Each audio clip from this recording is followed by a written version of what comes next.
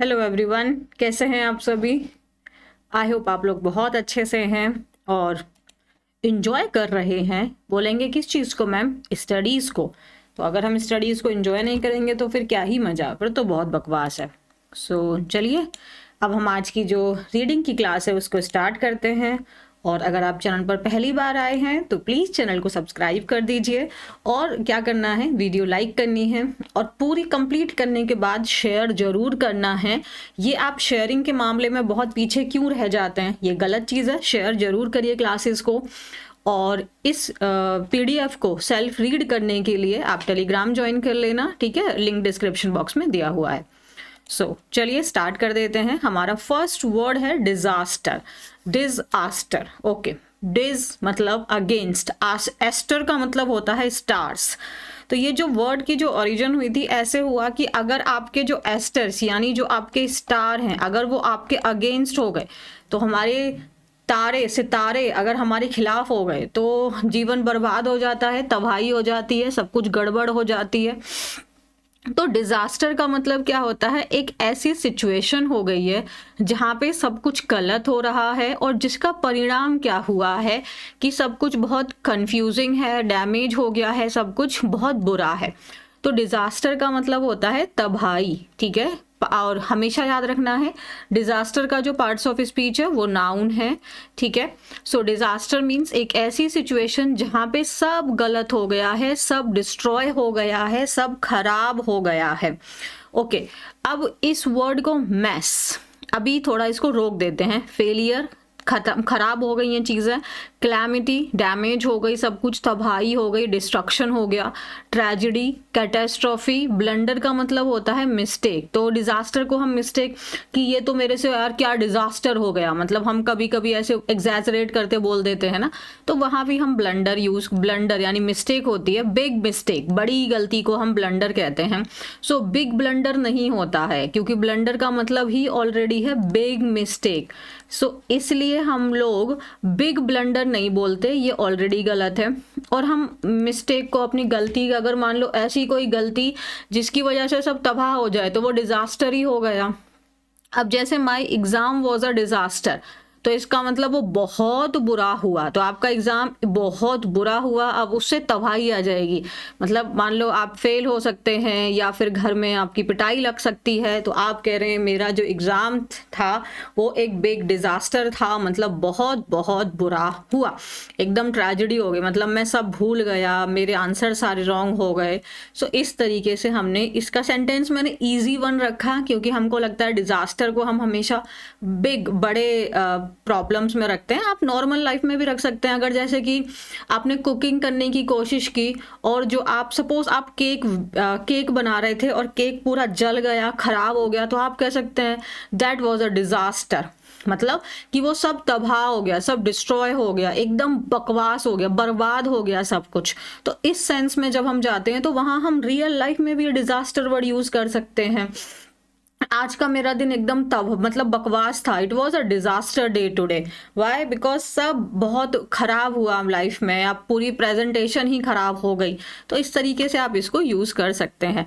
जैसे आपका अर्थक्वेक होता है, वो तो डिजास्टर ही होता है, वो तो तबाही होती है, वो तो कैलामिटी है, कैटेस्ट्रॉफी है, ट्रेजेडी है वो चीज़। तो ओके, नेक्स्ट वर्ड है हमारा। अच्छा, एक और चीज याद रखनी है, जैसे अभी मैंने आपको बोला डिजास्टर आपका नाउन है, और डिजास्टर कैसा नाउन है ये भी ध्यान में रखने वाली चीजें हैं। तो ये है आपका काउंटेबल नाउन। काउंटेबल नाउन, इसका मतलब जितने भी हम काउंटेबल वर्ड्स यूज करते हैं, यानी जो डिटर्मिनर्स हम काउंटेबल नाउन्स के पहले लगाते हैं, तो हम वो इसके पहले लगा सकते हैं। जब ये सिंगुलर है तो प्लूरल है तो हम आप इसको डिजास्टर्स भी बना सकते हैं, या मैनी डिजास्टर बोलेंगे, यहाँ पे मच नहीं बोलेंगे, ठीक है। सम तो किसी के साथ भी आ सकता है, बट सम डिजास्टर नहीं बोल के मैनी डिजास्टर आप बोल सकते हैं। अब सिंगुलर है तो आर्टिकल ए का आप इस्तेमाल करेंगे। तो ये छोटी छोटी चीजें होती हैं जो हमारे लिए हेल्पफुल होती हैं, चाहे वो कम्युनिकेशन के पर्पज से हो या फिर हमारे एग्जाम के पर्पज से हो।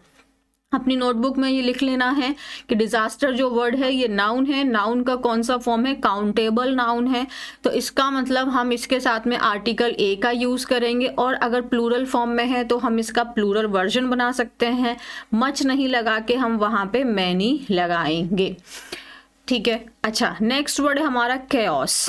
केओस का मतलब क्या होता है, केओस भी आपका नाउन है। केओस भी एक ऐसी सिचुएशन हुई जहां पर सब कुछ कंफ्यूजिंग हो गया है ना, कंफ्यूजिंग है, हर तरफ में अफरा तफरी मच रही है, शोर हो रहा है, सब कुछ आपके आउट ऑफ कंट्रोल है, कुछ भी चीज ऑर्गेनाइज्ड नहीं है।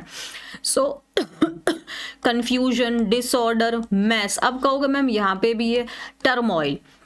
अब इन दोनों शब्दों को समझते हैं, डिजास्टर में और केओस में क्या कोई सिमिलैरिटी है, तो वो हमें समझना है। देखो डिजास्टर क्या है, एक सेकेंड, डिजास्टर, पहले डिस और फिर एस्टर। सो डिजास्टर आपका जैसे सपोज करो कि पूरी अफरा तफरी मची हुई है, तो पूरा शोर हो रहा है, अफरा तफरी मची हुई है, जैसे अर्थक्वेक आती है, तो अर्थक्वेक क्या है, अर्थक्वेक डिजास्टर है। अर्थक्वेक क्या है, डिजास्टर है, और अर्थक्वेक की वजह से पूरे जगह पे डिसऑर्डर हो गया है, कंफ्यूजन हो गया है, सब चीज़ें, जैसे कि आप जानते हैं लैंडस्लाइड हो गई है, तो लोगों के घर तबाह हो चुके हैं, कुछ लोग तो मतलब मिसिंग हो गए हैं, कुछ डेथ हो गई है, तो इसने केओस क्रिएट कर दिया है। तो अर्थ डिजास्टर क्या होता है आपका, कि वो रीजन होता है, जिसकी रीजन है, ये डिजास्टर रीजन है, और इसका रिजल्ट होता है आपका केओस। देखो आई वांट कि जब आप पढ़ें तो आप डिटेल में स्टडी करें, क्योंकि ये चीज़ें इंपॉर्टेंट होती हैं ना, आपको कंफ्यूजन आ सकती है कि इन दोनों में, मैंने दोनों के सिनोनिम्स में मैस वर्ड डाला है, तो फिर ये दोनों सेम सेम हैं या इनमें कोई रिलेशन है, या ये डिजास्टर और केओस आपस में सिनोनिम्स हैं, दोनों आपस में सिनोनिम्स नहीं है, दोनों को रिलेट हैं। मतलब डिजास्टर आप क्या बोलेंगे फिर आप यहाँ पे, जो डिजास्टर होते हैं, अगर तबाही आई है तो वो जनरली क्या करता है, डिजास्टर जनरली, लिख लो अपनी नोटबुक में, कॉजेज, डिजास्टर सिंगुलर है, तो डिजास्टर जो आपकी तबाही होती है वो जनरली क्या क्रिएट करती है, आपकी केओस क्रिएट करती है। मतलब कंफ्यूजन हो जाता है, डिसऑर्डर हो जाता है, सब चीज़ आउट ऑफ कंट्रोल हो जाती हैं। तो डिजास्टर अगर है तो अक्सर वहाँ पे केओस होना नॉर्मल सी बात है। और जैसे सपोज करो, अब मैंने अभी एक अर्थक्वेक के सेंस में बता दिया, एक सीरियस में बता दिया, अब मैं एक आपको इजी मैनर में बता दूँ। सपोज आप किचन में खाना बना रहे, जैसे मैंने अभी आपको डिजास्टर केक वाला बोला, तो आप केक बना रहे थे, केक आपका पूरी, पहले तो आप जब केक बना रहे थे और आपका केक जल गया, तो इसका मतलब आपने उसके पहले भी जो काम किया था वो पूरा डिसऑर्डर हो गई, रसोई पूरी फैली हुई है आपकी, वो भी केओस हो चुका है। जब हम लोग खाना बनाते हैं और गेस्ट आए हुए हैं, उसके बाद में किचन क्या होती है, पूरी फैली हुई होती है, तो वो केओस है, वो डिजास्टर नहीं है, ठीक है। लेकिन अगर आपने केक जो बनाया और केक वो तबाह हो गया, वो खाने लायक नहीं है, तो वो डिजास्टर है। तो वो डिजास्टर जो केक था, क्या उसने केओस क्रिएट किया? हाँ, क्रिएट किया। तो डिजास्टर अक्सर आपके केओस ऑटोमेटिकली क्रिएट हो जाता है। तो डिजास्टर, ऐसे कहते हैं किचन इतनी फैली क्यों पड़ी है, क्योंकि वो केक बना रहा था। तो कारण क्या है? कारण है उसका केक बनाना, यानी डिजास्टर उसने किया है केक बना के, जिसका रिजल्ट हो गया पूरा किचन अफरा तफरी हो गई। तो डिजास्टर जनरली कॉजेस केओस, लेकिन केओस हमेशा ऐसा नहीं होता कि केओस हुआ है तो हमेशा केओस मतलब केओस इटसेल्फ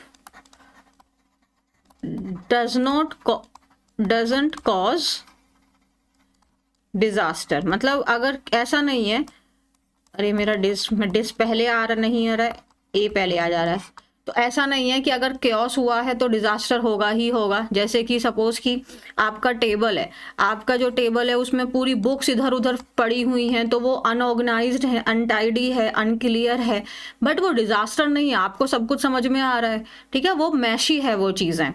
तो ये इस तरीके से है। तो इस तरीके से डिजास्टर आपका कारण बनता है और जिसका रिजल्ट केओस होता है, जिसका रिजल्ट क्या होता है? केओस होता है। तो अगर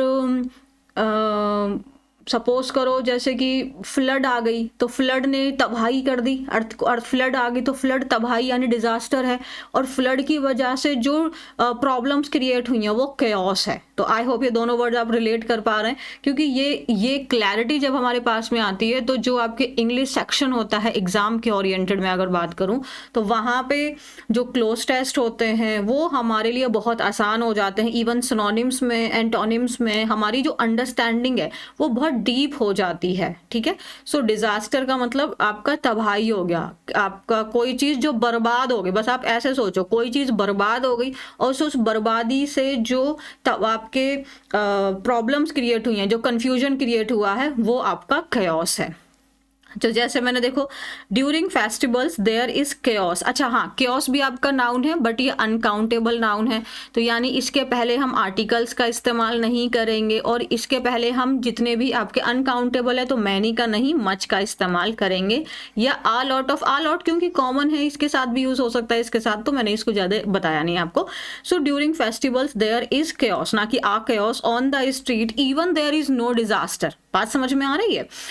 क्योस है मतलब फेस्टिवल्स के ड्यूरिंग आप देखते हो सब लोग इधर उधर जा रहे हैं, यहाँ वहाँ से सामान खरीद रहे हैं, आपके वेंडर्स भी बहुत सारे निकल आ गए हैं, सड़क पे बहुत सारे लोग खड़े हैं, ऐसा सब कुछ हो रहा है, लेकिन कोई तबाही नहीं हुई है, कोई क्लैमिटी नहीं आई है, कोई ट्रेजेडी नहीं हुई है, केओस है। सो ऐसा नहीं है कि अगर केओस है तो इसका मतलब डिजास्टर होगा ही होगा, ऐसा नहीं है।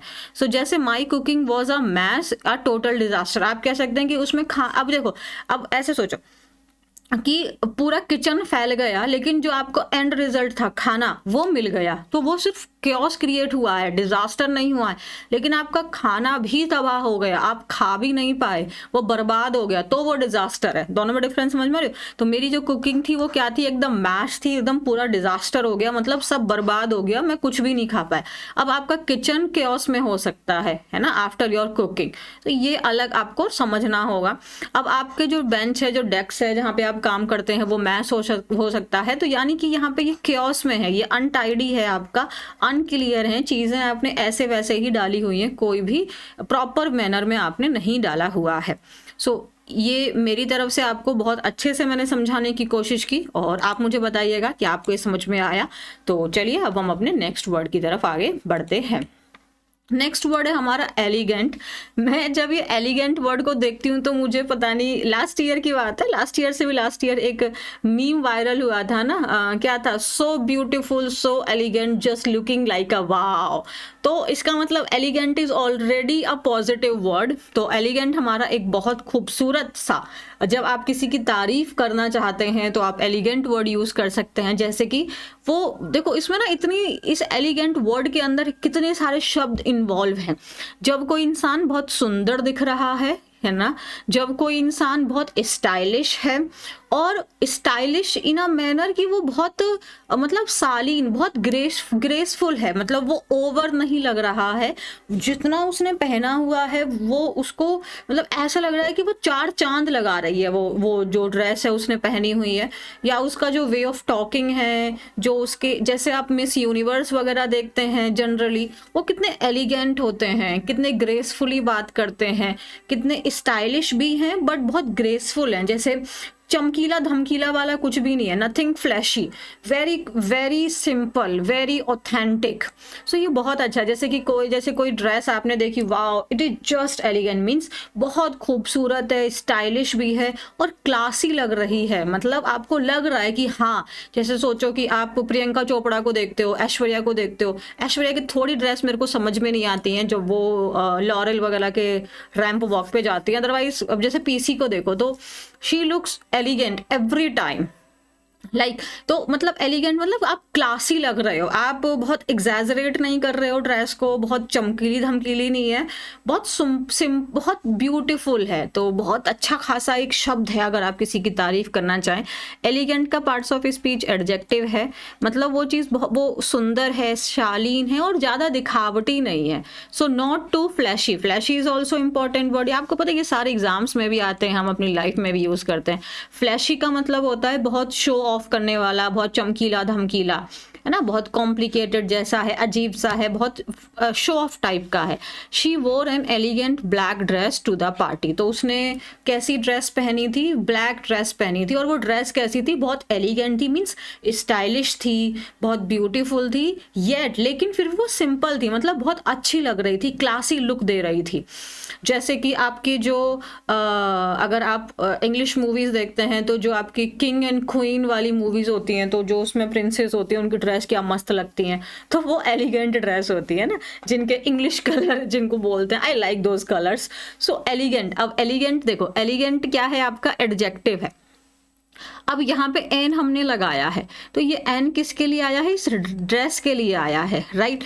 बट एलिगेंट क्योंकि ये साउंड किसका लेता है, आपका वोवल साउंड है, इसीलिए हम एन एलिगेंट, क्योंकि आपके जो आर्टिकल्स होते हैं वो अपने नियर बाई शब्द का साउंड लेते हैं, यहाँ पे इसका नियर बाई ये एलिगेंट है, तो इसलिए हमने एन लगाया, एन एलिगेंट ड्रेस, ठीक है, एलिगेंट। और ये ब्लैक भी आपका एडजेक्टिव ही है, और हमारा ये आर्टिकल आया ड्रेस के लिए है, बट साउंड किसका ले रहा है, एलिगेंट का। क्योंकि अभी मैं सीपीओ के एग्जाम्स एरर डिडक्शन सॉल्व करवा रही हूँ दूसरे वाले चैनल पे, और उसमें मतलब 42 समथिंग क्वेश्चंस हैं, जिसमें से 2 से 3 क्वेश्चन सिर्फ एरर डिडक्शन में ये वॉवल साउंड और कॉन्सोनेंट साउंड को लेके ही है, तो ये भी इंपॉर्टेंट चीज़ है, तो आपको ध्यान रखना है। अगर यहाँ पे शी मतलब अगर लाइक मैंने कहा she looks elegant, she looks elegant हम बोलेंगे, फिर एन एलिगेंट नहीं बोलेंगे, क्योंकि आर्टिकल हमेशा नाउन के लिए आते हैं, ना कि एडजेक्टिव के लिए, और यहाँ पे हमने कोई एडजेक्टिव नाउन नहीं डाला है, तो फिर हम सिंपल बोलेंगे शी लुक्स एलिगेंट, ठीक है, फिर एडजेक्टिव लगाने की ज़रूरत नहीं है। आई होप ये आपको समझ में आ गया है। नेक्स्ट वर्ड है हमारा सरकास्टिकली, सरकास्टिकली ALY लग गया है, तो ये आपका एडवर्ब है। एडवर्ब को लेके भी एग्जाम्स में एरर आते हैं, तो आपको आइडेंटिफाई करना बहुत ज़रूरी है कि कौन एडजेक्टिव है, कौन एडवर्ब है, ठीक है। सो ये एडवर्ब है। और अगर मैं आपको बताऊं, थोड़ा और एक्सप्लेन करूं, सरकास्टिकली का आंसर कैसे, जैसे कि यहाँ पे देखो, अच्छा पहले मैं मीनिंग समझाती हूँ। सरकास्टिक का मतलब होता है जब आप किसी को तंज कसते हैं, मतलब जब आप उसको कटाक्ष, जैसे आप लग तो ऐसे रहा है जैसे to speak in a way that seems polite, मतलब सीम्स मतलब प्रतीत हो रही है कि आप बहुत अच्छे से पोलाइटली आप बोल रहे हैं, फनी मैनर में बोल रहे हैं, लेकिन जो रियल उस शब्द का मीनिंग है वो है आप उसको मॉक कर रहे हैं, चिढ़ा रहे हैं, आप उसको परेशान कर रहे हैं, या उसकी इनडायरेक्टली आप इंसल्ट कर रहे हैं। कुछ भी हो सकता है। अगर आपका इन फ्रेंडली मैनर टीज हो जाता है, किसी को मॉक करना होता है इरिटेट करने वाले सेंस में, है ना, या आप उसकी इंसल्ट कर रहे हैं सरकास्टिकली। तो जैसे कि खाना तो वाकई में तुम्हारा बहुत टेस्टी था, बस मुझे अपने दांतों को थोड़ा दिखाना पड़ जाएगा, मतलब इतना, जैसे कि मैं अपना एक रियल लाइफ एग्जांपल देती हूँ। जब मैंने फर्स्ट टाइम खाना बनाया था तो मेरे मदर मतलब जैसे जनरल लड़कियों के साथ होता है, मम्मी घर पे थी नहीं, तो पापा मैंने पता नहीं कौन सी सब्जी बनाई थी, कौन सी थी सब्जी, क्या बोलते हैं वो, तुरई की सब्जी मैंने बनाई थी। तो मैंने चेक वैक नहीं किया कि नमक वमक ठीक है कि नहीं है, मैंने डायरेक्ट पापा को दे दिया। तो उन्होंने खा के वो बोल रहे सब्जी बहुत टेस्टी है बेटा, लेकिन बस थोड़ा नमक ज़्यादा है। तो अब मुझे समझ नहीं आया कि सब्जी टेस्ट, और उन्होंने खाई भी नहीं, मतलब वो वैसे वो बहुत अच्छे हैं, तो ऐसे ही थोड़ा टच करके खा लिया। बट मतलब लास्ट में किचन में प्लेट रखने आई तो कह रहे थे कि सब्जी बहुत टेस्टी है बेटा, लेकिन थोड़ा नमक ज़्यादा। मैंने देखा उनकी पूरी कटोरी ऐसे ही है। तो तभी मैंने एक बार पराठे बनाए थे, तो कह रहे तू खाना बहुत अच्छा बनाती है, बस तेरे पराठे पापड़ लग रहे थे। तो ये मेरी तारीफ थी कि ये क्या था, तो ये सरकास्टिक था, मतलब ये उन्होंने मुझे परेशान करते हुए बोला, डायरेक्टली नहीं बोला कि तेरे पापड़ रोटी नहीं तेरा पापड़ लग रहा है, ये बोलने की बजाय वो ये इस टाइप के जो बातें होती है ये सरकास्टिक होती हैं, कि आपको डायरेक्टली हमें लग रहा है कि तेरा खाना बहुत टेस्टी था लेकिन बस थोड़ा नमक ज़्यादा था, तो मतलब वो टेस्टी कैसे हो गया। फिर अच्छा खाना बनाते, तूने अच्छे पराठे बनाए थे, बस थोड़े पापड़ थे। तो ये कैसा हो गया, टीज करने वाली बात हो गई ना। अब ऑब्वियसली वो मुझे मॉक नहीं, चिढ़ा नहीं रहे थे, वो मुझे इरिटेट थोड़ी कर रहे थे, वो टीज कर रहे थे वो। है ना। तो जैसे टॉन्ट देना होता है, तंज कस करना होता है, मॉकिंगली हो गया। आयरॉनिकली का मतलब यही होता है कि आप बोल कुछ और रहे हैं बट इन रियल आपका मीनिंग कुछ और है। जैसे सपोज करो कि कोई व्यक्ति है जो लेट आया, सपोज आपका मिलने का टाइम 8 बजे था और वो व्यक्ति 10 बजे आ रहा है, तो आप कह रहे हैं वाओ वाओ, हाँ great timing, wow such a great timing. तो ये सरकास्टिक हुआ कि आप सच में उससे खुश हैं, नहीं वो लग रहा है wow what a great timing. तो अगर शब्द देखें तो अच्छे हैं बट इन रियल में वो शब्द वो नहीं है ना, जो वो मीनिंग वो नहीं दे रहे हैं, वो टीज करने का मीनिंग दे रहे हैं। तो ये समझ में आया। अब सरकास्टिकली कैसे उसने कैसे बोला, कैसे का आंसर दे रहा है, इसीलिए ये एडवर्ब ऑफ मैनर भी होते हैं। इसीलिए इनको अगर मैं प्रॉपर बताऊं एडवर्ब ऑफ मैनर होते हैं जो आंसर करते हैं हाउ का। तो आई होप ये आपको समझ में आ रहा है। और देखो इससे क्या है ना कि हमारी जो इंग्लिश है वो वाकई में अच्छे से इम्प्रूव होने लग जाएगी। ठीक है, सो चलो अब हम रीड करेंगे आर्टिकल, और आज की स्टोरी है एक्चुअली में। सो स्टोरी वेरी इजी, तो लेट्स स्टार्ट। ठीक है, magical alarm clock. Aarav was a bright and imaginative boy. अब ये जो आर्टिकल आया है ये इस बॉय के लिए आया है। इमेजिनेटिव एंड ब्राइट ये दोनों एडजेक्टिव्स हैं, और ये जो एंड वर्ड है, ये आपका जो कंजंक्शन होता है एंड, ये हमेशा सेम टोन को आपका जोड़ता है। अगर इधर पॉजिटिव बात कर रहे हो तो इधर भी पॉजिटिव बात कर रहे हो। सो ब्राइट मतलब एक बहुत अच्छा, और इमेजिनेटिव मतलब बहुत क्रिएटिव टाइप का है, जो बहुत अलग चीज़ें सोचता है। और वॉज यहाँ पे मेन वर्ब की तरह बात कर रहा है। मैंने ऑलरेडी आपको पढ़ा दिया है कि बी की फॉर्म्स आपकी मेन वर्ब का भी काम कर सकती हैं और हेल्पिंग वर्ब का भी, मैंने बहुत डिटेल में पढ़ाया हुआ है। जो 120 डेज ग्रामर वाली सीरीज़ है उसमें मैंने ऑलरेडी ये चीज़ पढ़ाई है, तो वो देख लेना है आपको। सो आरव क्या था, एक बहुत, और हमेशा जब सेंटेंस पास्ट में शुरू होता है तो आप थ्रू आउट देखेंगे इसमें पास्ट टेंस में ही रहेगा पूरी बातें, और जनरली आपको यहाँ पे V2 का इस्तेमाल बहुत ज़्यादा दिखाई देगा। लेकिन बट अब देखो यहाँ पे ये एंड जो है ये सेम टोन को करता है, बट जो है ये ओपोजिट, अगर इधर पॉजिटिव है तो इधर नेगेटिव है। अगर ये पूरा एक सेंटेंस है या एक पूरा क्लॉज पॉजिटिव में है तो यहाँ पे ये कुछ अलग बात बोलेगा जो कि इसके विपरीत होगी। लेकिन he had one serious weakness, मैंने ऑलरेडी हैड भी पढ़ाया हुआ है, ये भी यहाँ पे मेन वर्ब की तरह काम कर रहा है, हेल्पिंग वर्ब नहीं है। ये इसी 120 डेज की सीरीज में है, प्लीज देख लेना है। He had one serious weakness, weakness noun है, एनी डबल एस लगा हुआ है, लेकिन उसकी एक बहुत बड़ी सीरियस वीकनेस थी, और वो थी he could never wake up early. तो और वो वीकनेस क्या थी कि वो कभी भी सुबह जल्दी नहीं उठ पाता था। वेकअप का मतलब उठना। कुड नेवर जो है ये एडवर्ब है, तो यहाँ पे वर्ब कौन है, वेक। वर्ब कौन है, वेक। और कुड क्या है, मॉडल वर्ब। मॉडल वर्ब के बाद में हमेशा वर्ब का बेस फॉर्म आता है। Every morning was a disaster, हर सुबह उसके लिए तबाही होती थी। तो यहाँ पे डिजास्टर एक फिगरेटिव सेंस में हो गया, मतलब सब लोग इधर उधर चिल्ला रहे हैं, है ना, डिजास्टर बन गया उसके लिए, वो खुद परेशान है, तबाही हो गई, क्लास मिस कर रहा है वो। So his mother shouted his name as if calling someone from another planet. तो उसकी मदर उसको ऐसे चिल्लाती थी, मतलब इतनी जोर से चिल्ला रही है जैसे कि वो किसी को दूसरे ही ग्रह से बुला रही हैं। तो आप ये सोच सकते हैं ये एक एग्जैजरेशन है। Now what is exaggeration first of all, तो पहले एग्जैजरेशन भी देख लेते हैं। एग्जैजरेशन का मतलब होता है जब आप किसी चीज को बढ़ा चढ़ा कर बोल रहे हैं, जितना वो है नहीं इन रियल उतना नहीं है, आप बढ़ा चढ़ा कर बोल रहे हैं। जैसे आपको भूख लग रही है और आप कह रहे हैं कि मैं इतना भूखा हूं कि मैं हाथी भी खा जाऊंगा, तो एक्चुअली में आप हाथी नहीं खा पाएंगे ना। आप अपने आप को बढ़ा चढ़ा के, कि आप उसकी इंटेंसिटी को आप एम्फेसाइज कर रहे हैं। स्पेलिंग बहुत इंपॉर्टेंट है एग्जैजरेशन की। अब इसका नाउन फॉर्म, ये नाउन फॉर्म है, TION है, तो अगर हम इसका वर्ब फॉर्म बनाएंगे तो एग्जैजरेट हो जाएगा। ही ऑलवेज एग्जैजरेट, है ना, ही ऑलवेज एग्जैजरेट हिज थिंग्स, वो हमेशा बढ़ा चढ़ा कर अपनी बातें बोलता है। सो स्पेलिंग लर्न कर लेना है। और देखो मैं अगर आपको हेल्प करूं तो मैं ऐसे करूंगी, पहले कर दो XEX, फिर कर दो ऐसे AGG, फिर कर दो ER, और फिर कर दो ATION। इसको ऐसे ब्रेक किया हमने। वैसे सोचो एक्स कौन थी, कोई लड़की लड़का जो आपके जीवन में था और अब नहीं है, वो आपका एक्स हो चुका है।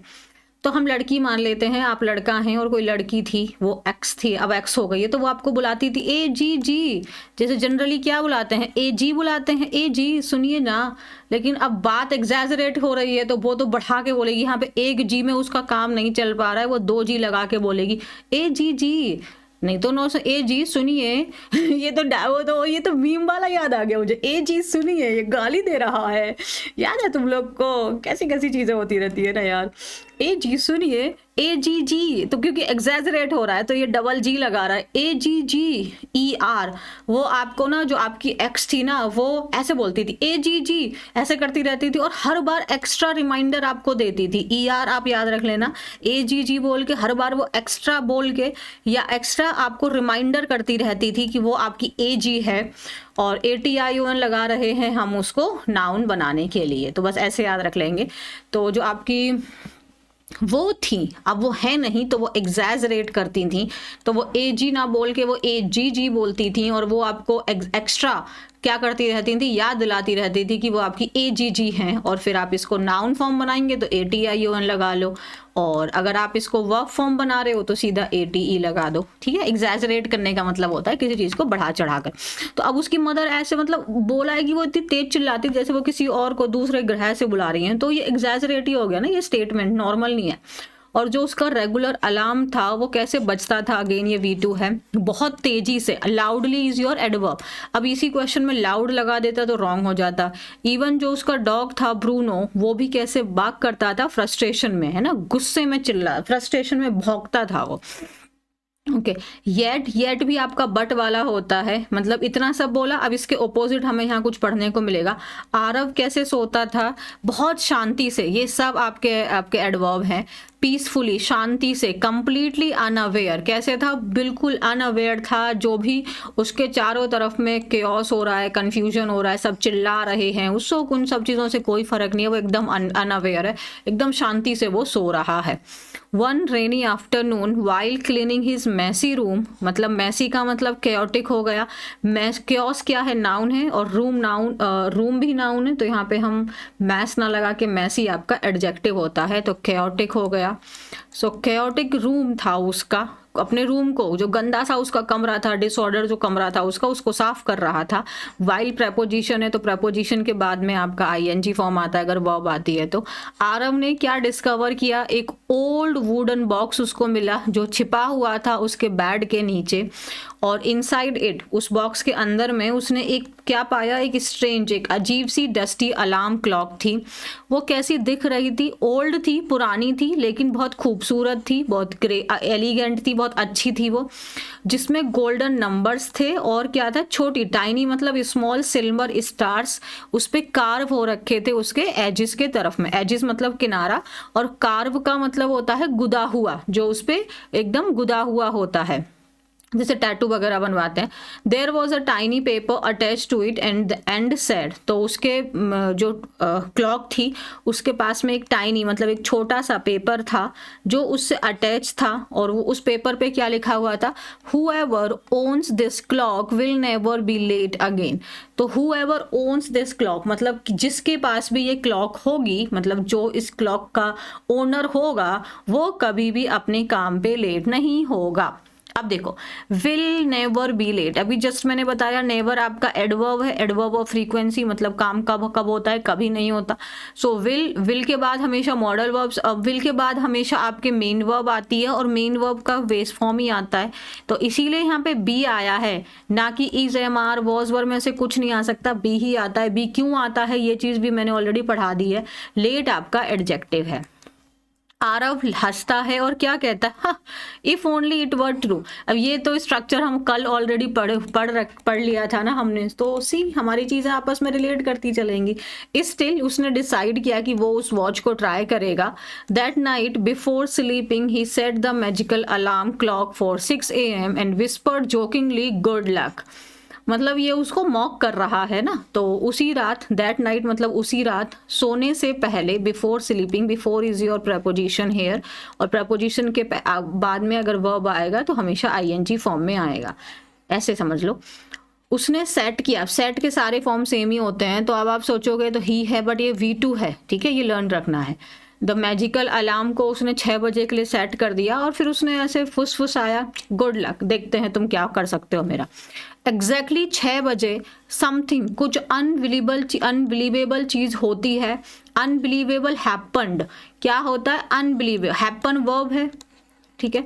समथिंग अनबिलीवेबल हैपन्ड, ओके, कुछ अविश्वसनीय चीज होती है। Clock didn't ring gently it yelled, okay.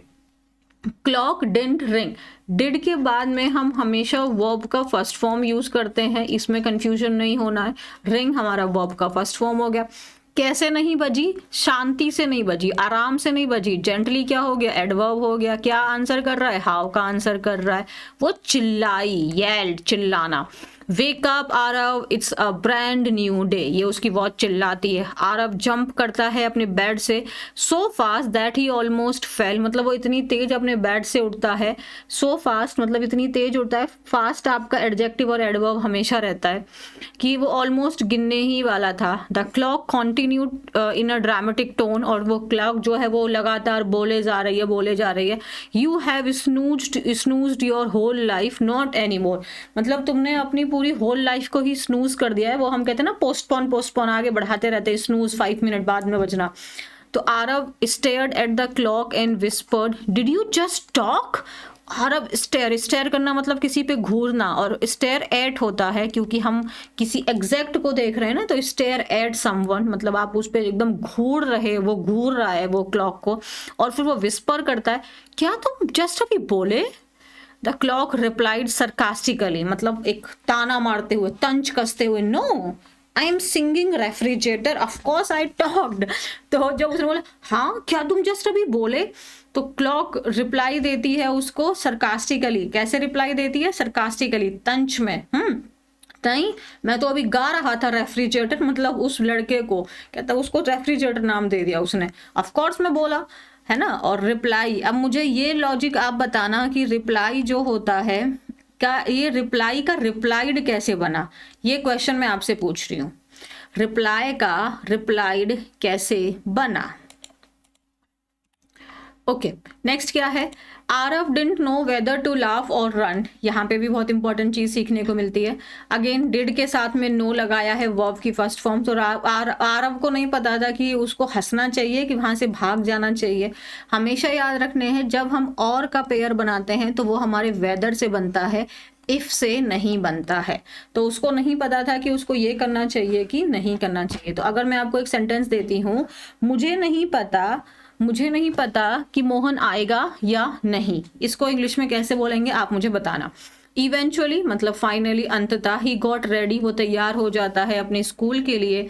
और एक सेम जैसे रिप्लाई था वैसे ट्राई है, वो कोशिश करता है। And when he try to leave his room without making his bed, the clock shouted again, और जब वो मतलब वो अपने रूम से जा रहा होता है अपने बेड को बिना ठीक किए। मेक योर बेड का मतलब होता है अपने बेड को ठीक करना। तो क्लॉक फिर से चिल्लाती है, स्टॉप राइट देयर, वहीं पर रुक जाओ। Responsible people make their beds, मतलब जो जिम्मेदार लोग होते हैं वो हमेशा अपना बेड बनाते हैं, मीन्स उसको ठीक करके जाते हैं। Aarav sighed but cleaned his bed, sigh मतलब आप लंबी गहरी सांस लेते हैं, या तो क्योंकि आपको राहत मिली, या आप आउट ऑफ, तुझे तो मैं देख लूंगा, ऐसे करते हैं ना। लेकिन फिर वो अपना रूम को साफ कर देता है। डेज पास्ट मतलब दिन ऐसे ही बीतते जाते हैं। और जो मैजिकल क्लॉक है, अब वो कैसे became like a strict coach, अब वो कैसी बन चुकी है? एकदम स्ट्रिक्ट कोच उसके लिए बन चुकी है। It reminded Arav to brush his teeth properly, finish homework on time, drink water and even say kind words to other. वो उसको याद दिलाती कि तुम्हें अपने दांत प्रॉपरली ब्रश करने हैं, अपना होमवर्क टाइम पे कंप्लीट करना है, पानी पीना है, और इवन लोगों को अच्छे शब्द भी बोलने हैं। तो ये सब चीज़ें उसको, उसकी जो वॉच थी वो उसको याद दिलाती। Whenever Arav complained, the clock said patiently, great habits create great futures. Absolutely. तो जब भी आरव शिकायत करता तो जो क्लॉक थी वो बहुत पेशेंटली, कैसे कहती? बहुत शांति से, बहुत धैर्य के साथ में बोलती कि जो ग्रेट हैबिट्स हैं वो ग्रेट फ्यूचर बनाती हैं। Absolutely right.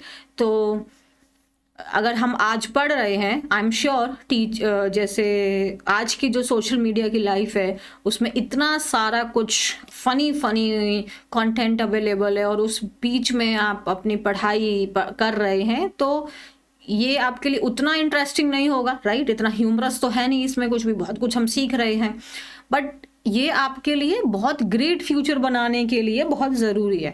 तो ऑब्वियसली अगर आप रीडिंग की डेली हैबिट डाल रहे हैं तो आपकी जो फ्यूचर है वो ऑब्वियस है, वो बहुत ब्राइट हो जाएगा। मतलब मैं ये नहीं कह रही English is only important, but जहाँ जहाँ इंग्लिश इम्पॉर्टेंट रोल प्ले करती है वहाँ तो इम्पॉर्टेंट है ही। मैं तो अपनी हिंदी से बहुत प्यार करती हूँ। Months went by, went go went gone, ठीक है, गो वेंट सेकंड फॉर्म है, तो महीने आपके जाते रहे, महीने गुजर गए, एंड समथिंग अमेजिंग हैपेंड, और कुछ अमेजिंग चीज़ हुई, ठीक है, कुछ अमेजिंग चीज़ हुई। Okay, Aarav started waking up without being told. He became more organized, confident and responsible. Aarav अब बिना उसको बोले वो उठने लगा और वो और ज़्यादा ऑर्गेनाइज्ड हो गया, कॉन्फिडेंट हो गया और रिस्पॉन्सिबल हो गया। ऑर्गेनाइज जो है ये आपका ओपोजिट हो जाता है केओस का, है ना? तो ऑर्गेनाइज्ड मतलब केओटिक का, क्योंकि एडजेक्टिव फॉर्म है तो केओटिक हम एडजेक्टिव फॉर्म के बनाएंगे, तो केओटिक का ओपोजिट हो जाता है ऑर्गेनाइज्ड। कोई चीज़ आपकी ऑर्गेनाइज्ड है उसका ओपोजिट होगा केओटिक। उसके टीचर्स ने भी नोटिस की उसकी इम्प्रूवमेंट, उसके पेरेंट्स सब उस पर प्राउड थे, और इवन जो उसका ब्रूनो जो डॉग था वो भी लग रहा था कि वो भी उससे इम्प्रेस्ड हो गया था। और फिर वन मॉर्निंग आरव वो कब बिफोर द अलार्म, तो वो अलार्म से पहले ही जाग जाता है, and he stretched, smiled, made his bed and waited for the clock to speak, but it was silent. अब वो उठ जाता है, अपना अंगड़ाई लेता है, मुस्कुराता है, अपना बेड ठीक कर देता है, और फिर क्लॉक के बजने का मतलब अपने अलार्म के बजने का इंतज़ार करता है, लेकिन उसका जो अलार्म है वो साइलेंट ही रहता है। Aarav gently touched it and said, are you still there? Aarav उसे बड़े प्यार से टच करता है और कहता है, अभी भी तुम यहीं हो? The clock didn't reply, clock कुछ नहीं कहता, एंड इंस्टेड इसके बजाय slowly faded and disappeared, clock धीरे धीरे फेड यानी गायब हो जाता है, डिसअपियर हो जाता है, leaving only a final note, कुछ शब्द उसके लिए छोड़ के जाता है। You know longer need me, तुम्हें अब और मेरी ज़रूरत नहीं है। The magic is not in the clock, it is in your habits. Absolutely, magic clock में नहीं है, वो हमारी हैबिट्स में होता है। आरव स्माइल करता है प्राउडली, कैसे स्माइल करता है? प्राउडली एडवर्ब है, सॉरी, स्माइल करता है कैसे? प्राउडली, और फिर उस नोट को फोल्ड कर देता है और अपनी डायरी में रख देता है।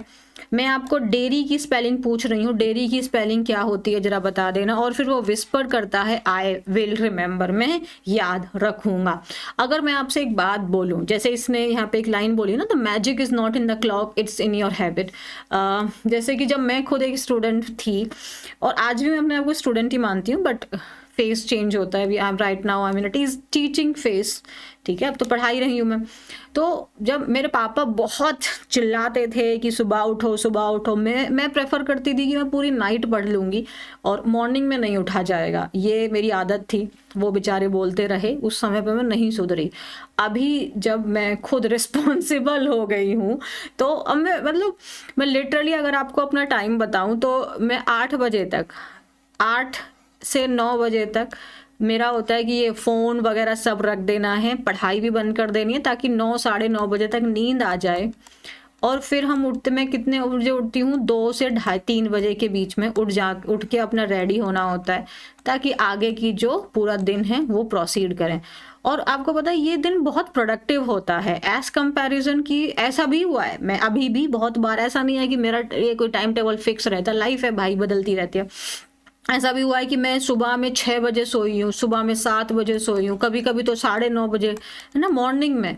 और फिर मैं उठी पूरे दिन सोने के बाद, शाम को 4 बजे 5 बजे मैं उठ रही हूँ, और पूरी रात मैंने काम किया है। बट आपको पता है ये जो ना तो ये स्लीप कंप्लीट होती है, 2 बजे उठ गए जब भी नींद खुल गई है, ठीक है, ना तो ये स्लीप कंप्लीट हो रही है, ना ही ये जो नाइट में काम किया है वो उतना प्रोडक्टिव हो रहा है जितना मैं यहाँ महसूस कर पाती हूँ। और ये ऐसा नहीं है, ये मैं बहुत पहले से फॉलो कर रही हूँ, बीच बीच में ब्रेक लग जाता है, है ना, जब फ्रस्ट्रेशन होती है कि नहीं यार उठ नहीं पा रहे तो रात में काम कर लेते, बट अगेन आई ट्राई कि नहीं मॉर्निंग का शेड्यूल बेस्ट है, तो I will say this thing to you, क्योंकि नाइट में एक चीज़ बकवास क्या होती है ना, अभी आप लोग इंडिपेंडेंट हो, फ़ोन है आपके पास, तो आप ना मतलब ब्रेन ज़्यादा फ्री होता है नाइट में बकवास चीज़ करने के लिए। आप कोई फ़नी वीडियो देखने लग जाओगे, फ़नी फालतू की बातें करने लग जाओगे, दोस्तों के साथ इधर उधर निकल जाओगे, है ना, उल झुलूल काम होने के ज़्यादा चांसेस हैं। बट मॉर्निंग में जब हम उठे हैं पर्पसली किसी काम के लिए,